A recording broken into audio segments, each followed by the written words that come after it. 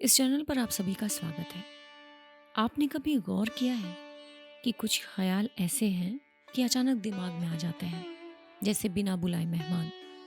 आप किसी एक काम में लगे होते हैं, जैसे बर्तन धोना, गाड़ी चलाना या खिड़की के बाहर यूं ही देखना, और तभी कोई एक पुरानी बहस, कोई अनदेखा सा डर या आज रात के खाने की प्लानिंग दिमाग में आ जाती है।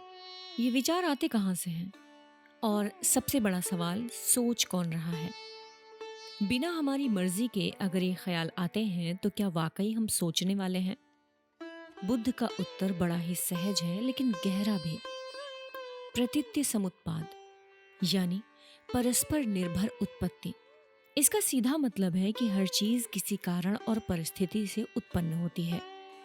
हर ख्याल का कोई ट्रिगर होता है, चाहे वो एक भावना हो, एक याद हो, कोई ध्वनि हो या एक दृश्य। एक से दूसरी बात जुड़ती है और विचारों की चेन बन जाती है। एक छोटा सा प्रयोग कीजिए। अगले 10 सेकंड के लिए अपने अगले विचार की भविष्यवाणी करने की कोशिश कीजिए। क्या आप कर पाए? शायद नहीं, क्योंकि आपके प्रयास ने ही परिस्थिति बदल दी।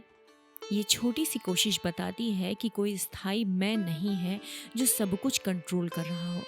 यही है बौद्ध दर्शन में अनात्मा का सिद्धांत। बुद्ध ने जब बोधि वृक्ष के नीचे बैठकर मन का अवलोकन किया, उन्होंने देखा कि विचार बिना किसी स्थायी कर्ता के उठते और गिरते हैं, जैसे पानी में लहरें। और हम सब इस अंदर की आवाज को जानते हैं, जिसे बौद्ध बंदर मन कहते हैं, या अंग्रेजी में आप इसे मंकी माइंड कहते हैं। हर समय इधर उधर कूदता है, एक विचार से दूसरे विचार पर छलांग लगाता है। जरा आप सोचिए, आपके दिमाग में क्या क्या चलता रहता है। डिनर में क्या बनाना है? दरवाजा बंद किया था? उसने ऐसा क्यों कहा?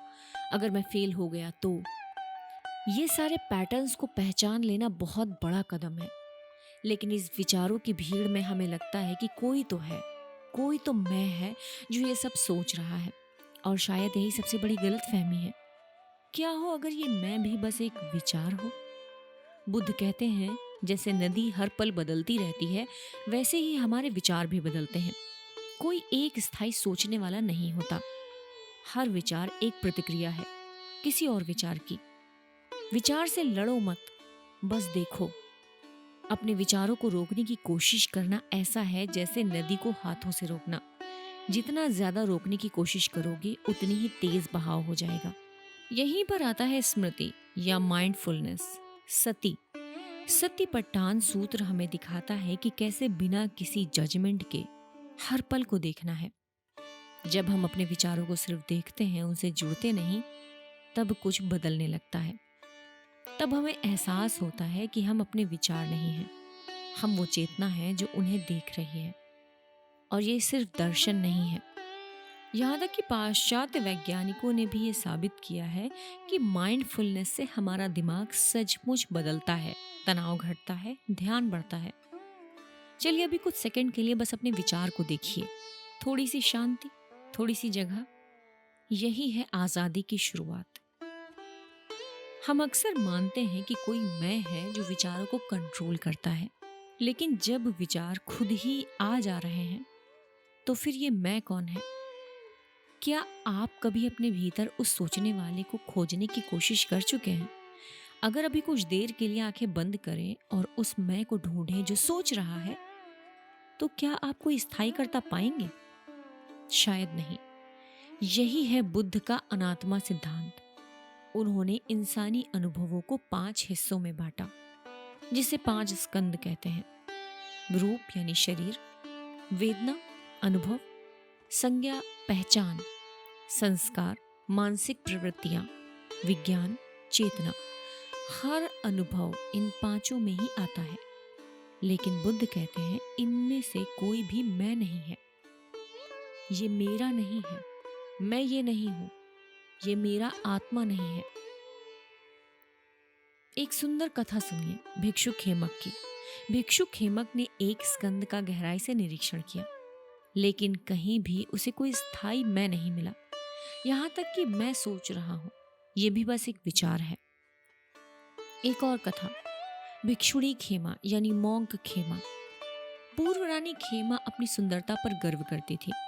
बुद्ध ने उनके सामने एक अत्यंत सुंदर स्त्री की छवि दिखाई, फिर कुछ ही पल में उसे वृद्ध बना दिया।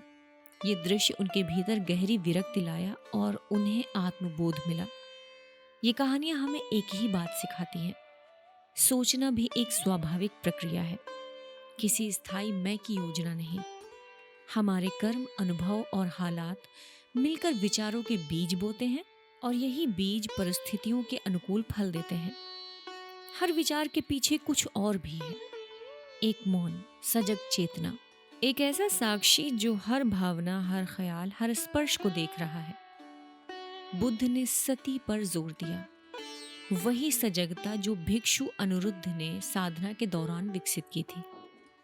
शुरुआत में वो भी भटकते रहे, लेकिन बुद्ध ने कहा, बस अपने विचारों को देखो, उन्हें पकड़ो मत। यही दृष्टि धीरे धीरे उन्हें गहरी आंतरिक शांति तक ले गई।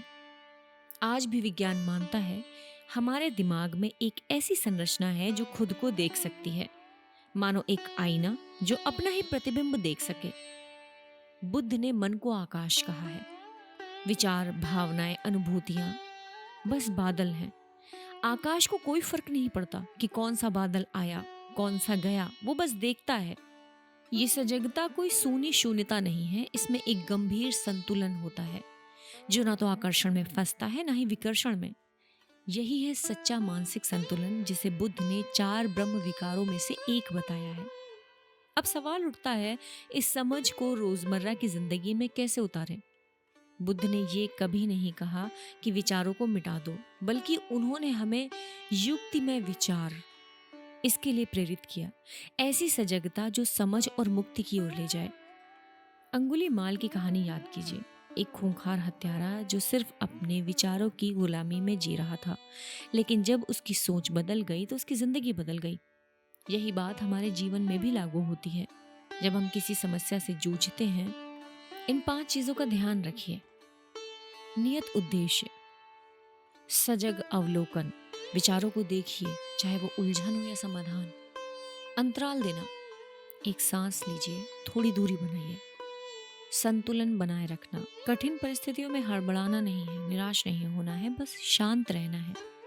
सूझ का उभार, जब समाधान आए उस पर लिपटे नहीं, उसको स्वीकार कर लीजिए। बुद्ध ने कहा था, विचार नाव की तरह है जो नदी पार करने में मदद करते हैं, लेकिन जब पार कर लेते हैं तो उसे सिर पर ढोना मूर्खता है। विचारों को उपयोग कीजिए, लेकिन उससे चिपकिए नहीं। हमने शुरुआत की थी एक सवाल से कि अगर आप अपने विचार नहीं हैं तो सोच कौन रहा है? ये एक अनुभव है, एक सीधा बोध जिसे आप केवल देख सकते हैं। इसका उत्तर शब्दों से परे है। बुद्ध ने जब इन सवालों के जवाब में मौन साधा, वो दरअसल हमें ये बताना चाह रहे थे कि असली मुक्ति मैं कौन हूं का जवाब खोजने में नहीं, बल्कि इस सवाल की पकड़ से आजाद होने में है। आपका बुद्ध के इस विजडम पे क्या विचार है? क्या आपको भी लगता है कि मैं कौन हूँ, जिसका ज़्यादातर जवाब हमें आध्यात्म में मिलता है कि मैं असल में आत्मा हूँ, जो ना स्त्री पुरुष है, ना शरीर पुरुष है, जो न मरती है न मारती है, ये बस जीवित रहती है और परमात्मा के अंश में मिल जाती है। आखिर हम इसको ना खोजें तो हमें करना क्या चाहिए? आप मुझे कमेंट बॉक्स में ज़रूर बताइएगा। मैं ज़रूर जानना चाहूँगी कि आप क्या क्या विचार हैं, क्योंकि मैं भी इसी उलझन में घूम रही हूँ कि मुझे ये नहीं समझ में आ रहा है कि मैं कौन हूँ, या मुझे इस चीज़ को पकड़ना चाहिए कि नहीं पकड़ना चाहिए, कि मेरे अंदर कौन बैठा है। कमेंट बॉक्स में ज़रूर बताइएगा। मिलते हैं आपसे किसी अगले विजडम पे। धन्यवाद।